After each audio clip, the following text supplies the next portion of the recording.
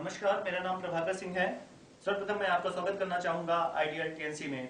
दोस्तों, आइडियल ने एक मिशन चलाया है जिसका नाम है mission to make performer from Jaunpur. इस मिशन का मुख्य उद्देश्य है जौनपुर के लोगों को परफॉर्मर बनाना।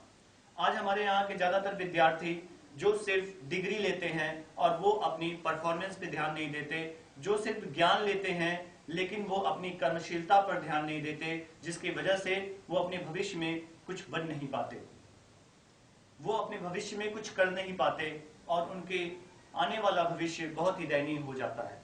दोस्तों, इस मिशन के बारे में बात करने से पहले मैं आपको कुछ डेटा शेयर करना चाहूंगा अपने पूरे भारतवर्ष का कि यहाँ पे वर्तमान स्थिति शिक्षा की क्या है।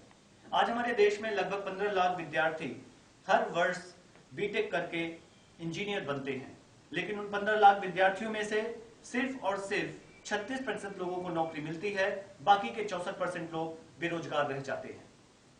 आज हमारे देश में अगर हम बात करें एमबीए की, तो प्रति वर्ष लगभग 1 लाख विद्यार्थी एमबीए पास करके मैनेजर बनते हैं, लेकिन उन 1 लाख में से सिर्फ 20,000 लोगों को नौकरी मिलती है, बाकी के 80,000 लोग बेरोजगार रह जाते हैं।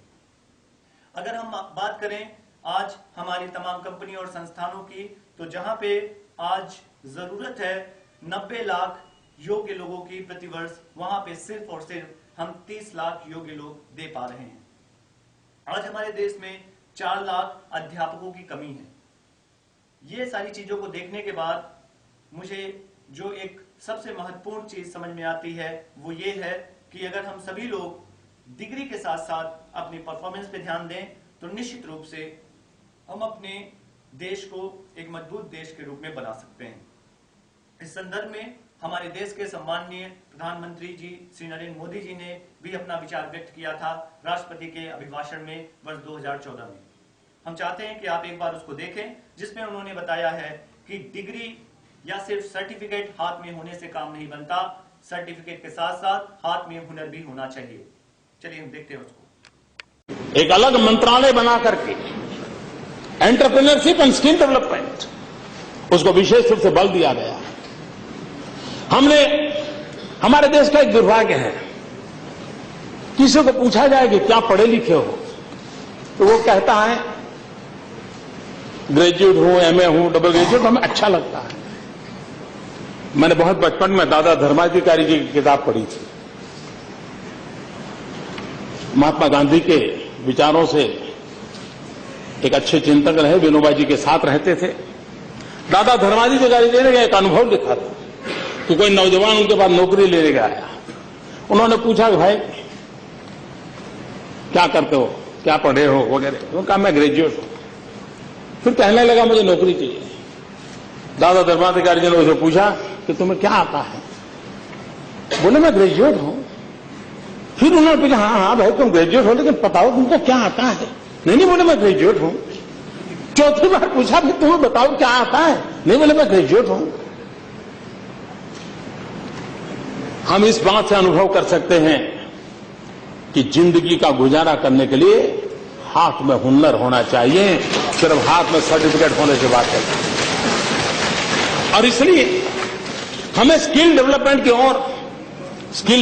ओर बल देना होगा।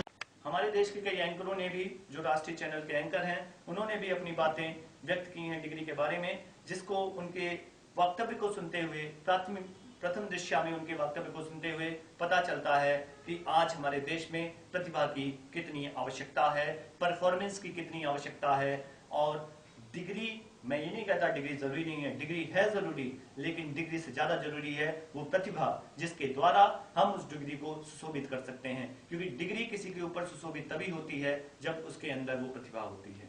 चलिए हम देखते हैं तमाम चैनलों के एंकरों की राय कि इसी डिग्री ने शिक्षा को कितना संकुचित किया है और इसके खिलाफ टैगोर से लेकर गांधी तक सबने लिखा है।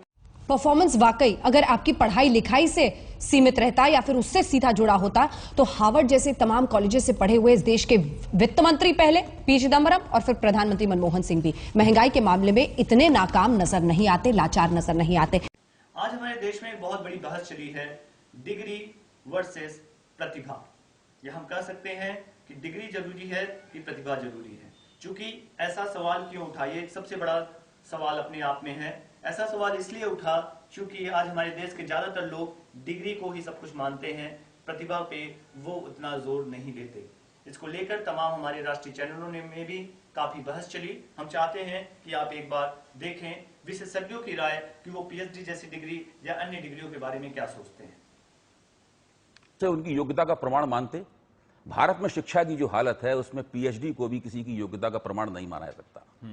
यहां पर प्राथमिक शिक्षा में जो बच्चा दर्जा 1 में पढ़ रहा है और जो पीएचडी रैकेट, यूनिवर्सिटियों की पीएचडी रैकेट में फंसा हुआ, किसी तरीके से पीएचडी लिखवा के किसी दूसरे से या किसी तमाम तरह की दंड फंड से पीएचडी हासिल कर रहा है। इसके बीच में कुछ लोग मेहनत से भी करते हैं। नहीं, बहुत ही अपवाद स्वरूप मैं आपको बता रहा हूं, बहुत ही ज्यादातर स्थिति है। मैं एक शोध संस्थान में काम करता हूं, ये विश्वविद्यालय है, और हम लोग रोज पहली क्लास का नहीं हम लोग रोज इस स्थिति का सामना करते हैं। जब मास कॉम में हम लोग इंटरव्यू लेने जाते हैं, जो बच्चे पत्रकार बनना चाहते हैं, उनसे जब पूछते हैं, बहुत ही बुरी हालत होती है।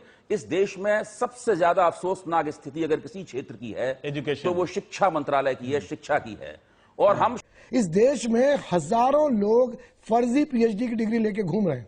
आप बिहार, यूपी में चले जाइए, कई राज्यों में चले जाइए, आप पैसे देकर डिग्री खरीद सकते हैं। ये बात सच है कि नहीं? मेरा तो उससे हमारे मानव संसाधन विकास मंत्रालय ने पिछले 10 साल में क्या कोशिश करी कि डिग्री।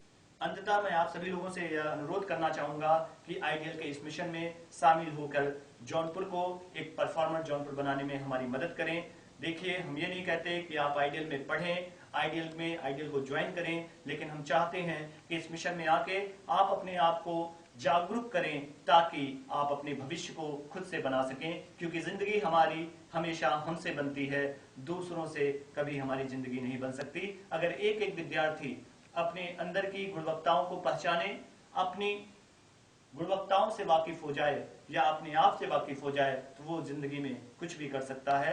क्योंकि जो सबसे महत्वपूर्ण चीज है, जब भी हम शिक्षा लें तो हम इस चीज का ध्यान दें कि हमारे व्यक्तित्व का विकास क्या हो रहा है, हमारी सोच का विकास क्या हो रहा है और हमारी कर्मशीलता का विकास क्या हो रहा है। अगर हम इन 3 चीजों को सोचकर शिक्षा ग्रहण करें तो निश्चित रूप से हम अपने भविष्य में सफलता प्राप्त कर सकते हैं, क्योंकि सफलता कभी कोई हमें देता नहीं है, सफलता हमेशा हम हासिल करते हैं। इन्हीं बातों के साथ हम अपनी बातों को यहाँ पर विराम देते हैं। आप लोगों ने मुझे सुना, इसके लिए बहुत बहुत धन्यवाद।